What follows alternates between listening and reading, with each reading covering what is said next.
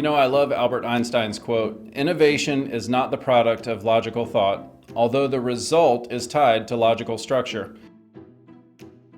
It's true, creativity must be accompanied by a process to uncover and test the best ideas. Many times in our efforts to stay ahead of the game and the competition, it's easier and faster to chase shiny things that feel right, but in many cases these quick draw solutions lose their luster when they don't produce the results we hope for. We realize we actually fixed the wrong problem. Or we can discover later that the idea or project had a fatal flaw from the start. We just didn't stop to work out the issues along the way. As you can imagine in C12, we have a wealth of new ideas available to us. Our whole organization is made up of thought leaders. So we're constantly evaluating and testing new ideas from you, our chairs, and the research and insight of our national team. But with a surplus of good ideas, we knew we needed a process to help us systematically prove out the ones that would solve real problems and help us avoid expending valuable resources and talent with nothing to show for or learn from at the end.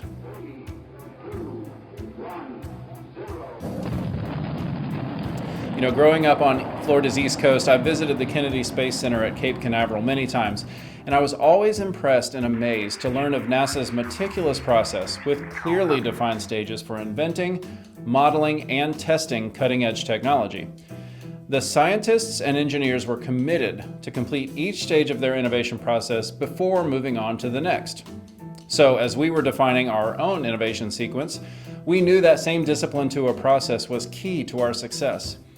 In a fast-paced and customer-centric creative environment like ours, the process was as important for the new things we were creating as it was in evaluating the things we've always been doing.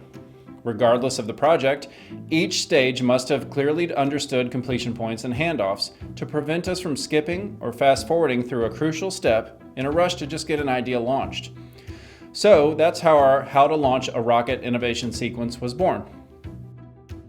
One of the most valuable benefits we've discovered in implementing our innovation sequence was the freedom to postpone, rescope, or even terminate an idea early on in the process. By involving many voices and thorough research in the beginning, and then debating the ideas to a point of relative consensus before moving on to the next stage, we were able to move forward with clearer direction and purpose. We also wanted creative titles for each stage to help us calibrate and adhere to the common language of our process. The result of this was a higher confidence in the ideas that made it through the process, and we were willing to invest more time and resources behind their success. The process has also allowed our team to visualize the current status of each project and allocate resources accordingly. We've made tweaks to our innovation sequence throughout its development, and will likely do so in the future to remain relevant.